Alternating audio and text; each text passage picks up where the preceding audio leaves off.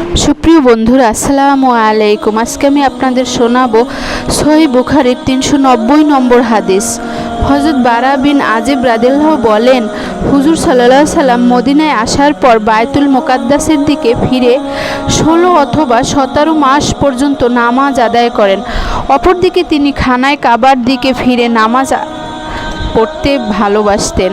অতঃপর মহান আল্লাহ পবিত্র কোরআনের আয়াত অবতীর্ণ করলেন, হে নবী সাল্লাল্লাহু আলাইহি সাল্লাম, আসমানের প্রতি আপনার বারবার তাকানোর অবস্থা আমি অবলোকন করেছি। অতঃপর তিনি কিবলার দিকে মুখ করেন। অথচ মানুষের মধ্যে একদল জাহেল ইহুদি বলছে, হযরত মুহাম্মদ সাল্লাল্লাহু আলাইহি সাল্লাম তার অনুসারীগণ একদিন যে কিবলার দিকে ফিরে নামাজ আদায় করেছেন তাদেরকে তা হতে কিসে ফিরিয়েছে?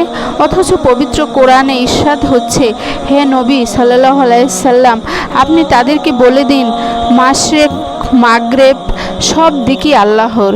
তিনি যাকে ইচ্ছা তাকে সে রাতে মুস্তাকিমের প্রতি হেদায়েত করেন।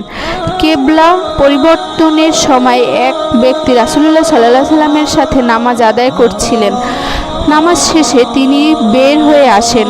তিনি আসরের সময় একদল আনসারের পাশ দিয়ে যাচ্ছিলেন। তিনি তাদেরকে দেখতে পেলেন।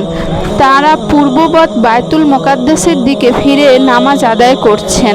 তিনি তাদেরকে বললেন, তিনি নবী করিম সাল্লাল্লাহু আলাইহি সাল্লামের সাথে এক্ষুনি নামাজ আদায় করে এসেছেন।